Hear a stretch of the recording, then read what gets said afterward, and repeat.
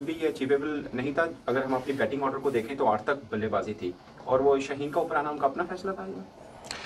I think to be honest जिस तरह की ये पिच इस ग्राउंड की हिस्ट्री है तो 200 ऑलवेज यहाँ पे चेज भी हुई, यहाँ पे हाई स्कोरिंग मैचेस भी हुए थे, लेकिन जिस तरह से साइम अयूब ने स्टार्ट लिया अनफॉर्चुनेटली वो रन आउट हो गया। और अगेन आपको यहाँ पे जो ना गेम अवेयरनेस और माइंड प्रेजेंस माइंड बड़ा ज़रूरी है। हफीज़ ने मैच से एक दिन पहले मेंशन किया था इस चीज़ को कि यहाँ पे जो स्पेशली यहाँ पे न्यूजीलैंड ऑस्ट्रेलिया में यहाँ पे जो पिचेस होती है वो ड्रॉप इन पिचेस होते हैं, स्क्वायर पे एक ही पिच होता है, साइड पे थोड़ा सा ग्रास ज़्यादा होता है। तो हमने ये प्लान किया था कि जब भी आपने रनिंग करने हो कोशिश करें कि स्टम्प के जो पिच है उसके ऊपर आप रन करें, जिसकी वजह से वो स्लिप भी हुआ। आई थिंक वहाँ से अच्छे हमें एक बड़ा अच्छा स्टार्ट मिला था, लेकिन अनफॉर्चुनेटली जो आपको एक बड़े स्कोर के लिए एक पार्टनरशिप की ज़रूरत होती है, एक बड़े पार्टनरशिप के हमें स्टार्ट तो मिला। जितने भी बैट्समैन गए अच्छा स्टार्ट उन्होंने दिया, लाइक स्ट्रेट अवे उनको बाउंड्रीज भी मिली है, लेकिन अगेन हमें उस तरह के एक दो पार्टनरशिप, जब आप 200 चेस करते हो 200 प्लस, तो आपको एक दो पार्टनरशिप चाहिए जहाँ पे आप 70-80 रन की पार्टनरशिप करते हो, तो तब आप इस तरह के मैचेस जीत सकते हो। अब्बास के साथ सबसे ज़्यादा आपने टाइम गुजारा तो उनकी बॉलिंग कैसी लगी? वेरिएशंस उन्होंने बड़ी अच्छी यूज़ की, खासकर पहला ओवर जो उन्होंने किया वो 47 मीटर वाली बाउंड्री से किया था, तो बड़ा कॉन्फिडेंस भी लेवल भी बेहतर नजर आया। आई थिंक पहले तो ये एक बड़ा प्राउड मोमेंट है अब्बास के लिए, मेरे लिए और हमारे पूरे फैमिली के लिए कि पहले मैंने पाकिस्तान को रिप्रेजेंट किया, अब्बास ने किया, तो आई थिंक हमारे पूरे फैमिली के लिए बड़े प्राउड मोमेंट है। और बिल्कुल टू बी ऑनेस्ट जब पहला ओवर हुआ है, जब शाहीन को पहले विकेट मिले तो वहाँ से हमें आइडिया हो गया कि बॉल थोड़ा सा ग्रिप कर रहा है, आगे बॉल नहीं करना चाहिए। तो स्ट्रेट अवे उसी ओवर में मैं अब्बास के पास, आई थिंक वो थर्ड मैन पे था या फाइनल लेग पे था, तो मैं उसके पास गया हूँ कि यहाँ पे आपको, और उससे पहले भी हमारा प्लान था कि हार्ड लेंथ को हिट करना है क्योंकि सामने की बाउंड्रीज छोटी है, आपने स्क्वायर की बाउंड्री को यूज़ करना है। और अब्बास से मेरी यही बात हुई थी कि दूसरे बॉलर्स को बता दें कि हार्ड लेंथ को हिट करे, थोड़े से स्लो बॉल की ज़्यादा ट्राई करे, वेरिएशन से ज़्यादा बॉल करे। तो आई थिंक उसने उसकी जो स्ट्रेंथ भी है उसको जो खिलाने का एक रीज़न भी है, उसने डोमेस्टिक में परफॉर्म किया, उसकी जो वेरिएशन है बड़ा इफेक्टिव था, और आज भी उसने अपनी जो उसकी जो एक स्ट्रेंथ है वेरिएशन पे उसको कैरी ऑन किया और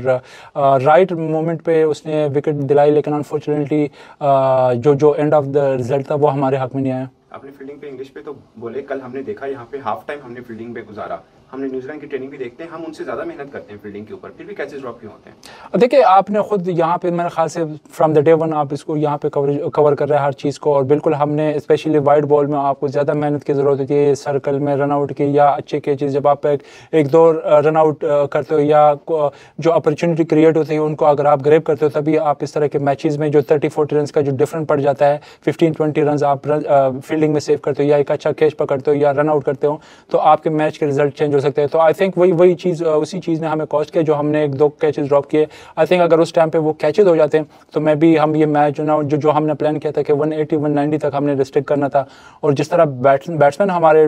ऑलमोस्ट सबके बल्ले पे बैट पे बॉल आ रहे, तो हम काफ़ी कॉन्फिडेंट थे कि इंशाल्लाह हम ये मैच जीत सकते हैं। लेकिन अगेन वही कि हमारे क्रूशल टाइम पे हमें स्टार्ट तो मिला लेकिन पार्टनरशिप नहीं रहेगी वहाँ पे। उमर भाई, हर मैच की इनफरादी बॉलर्स की अच्छी परफॉर्मेंस या फील्डिंग के ऊपर हम बात डाल देते हैं, लेकिन एशिया कप से लेकर थ्रू आउट अब तक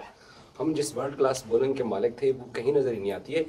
इस मैच की परफॉर्मेंस, ड्रॉप इन पिचेस, ये रीजन हो सकती हैं, लेकिन हमारी fast bowling specially match winner अब नहीं रही है, और ये नज़र आ रहा है एशिया कप से लेकर अब तक की जर्नी देखें तो कम से कम 10 से ज़ायद मैचेस बनते हैं जो कि हम नहीं जीते हैं। देखिए अभी ये तो नहीं कह सकते कि हम हमारे फास्ट बॉलर वो हिस्ट्री जो जिस तरह अपने घर के पास में हमने बॉलर्स नहीं ज़्यादातर मैचेस जिताए, लेकिन हम एक ट्रैक पे आ रहे वापस इतने मैचेस के बाद। देखिए जिस तरह से हारिस रऊफ ने सेकंड लास्ट ओवर किए, आई थिंक वो उस टाइम पे अगर वो अच्छा ओवर ना निकाले तो मे भी ये स्कोर 240-250 तक पहुँच जाता है। लेकिन हाँ, हम पैचेस में हम अच्छी बॉलिंग कर रहे हैं, लेकिन कंसिस्टेंटली जब आपको एक अपॉर्चुनिटी आपको मिल जाती है और आप उसको कंसिस्टेंटली जब आप अच्छे एरिया को हिट नहीं करते, तो ऑब्वियसली आपको पैचेस में नहीं, जब आप लॉन्ग ज़्यादा ओवर्स आप अच्छे करते हो तभी आप मैचेस जीत सकते हो। लेकिन आई थिंक हम इस पे काम कर सकते हो, और समटाइम होता है ये आपको टूर्नामेंट का पहला, ये सीरीज़ का पहला मैच था। ऑफ कोर्स हमने जो एरिया, जिस तरह मैंने अर्ली भी मेंशन किया कि जो हमारा प्लान था उस एरिया को हिट नहीं किया, और आई एम श्योर कि उस पर हम बैठ के उस चीज़ पे हम काम भी करेंगे, उस पर दोबारा भी बात करेंगे। बाबर आउट ऑफ फॉर्म चले आ रहे थे बहुत अरसे से, आज उन्होंने स्कोर किया, अच्छे स्ट्राइक रेट के साथ किया, तो क्या आप कोचिंग स्टाफ इतना खुश है कि बाबर अपने वापस फॉर्म को पकड़ा है, क्या कहेंगे आप? नहीं, ऑब्वियसली बाबर हमारा टॉप प्लेयर है, वो one of the best player है वर्ल्ड में। और अगर आप उसकी लास्ट सीरीज में भी उसकी जो अगर रन्स को अगर आप देखें, वो आउट ऑफ फॉर्म नहीं था, लेकिन सम टाइम आपका लक आपका साथ नहीं देता, वो आके 30-40 रन्स कर लेता था। लेकिन जो हम बाबर से एक्सपेक्ट कर रहे थे कि लंबी इनिंग्स खेले, वो 100 करे, 100 करे, बड़ा 100 करे, तो वो चीज़ उससे अनफॉर्चुनेटली परफॉर्म नहीं हुआ, उस तरह के रन नहीं किए। लेकिन यहाँ पे अगर आप आज उसके स्ट्राइक रेट की बात करें, जिस तरह उसने बैटिंग की है, तो बिल्कुल खुशाइंदा बात है पाकिस्तान के लिए कि बाबर को खुद कॉन्फिडेंस मिला है। क्योंकि जिस तरह मैंने अर्ली कहा, उसके बल्ले पे बॉल तो आ रहा था, लेकिन लक उसका वो जो लक होती है ना, उसके साथ नहीं दे रहा था। तो आई एम श्योर आज के जो उसने जो रन्स किया है, बाबर के लिए खुद भी उसको कॉन्फिडेंस मिला होगा और टीम के लिए भी अच्छा है। Thank you. Thank you.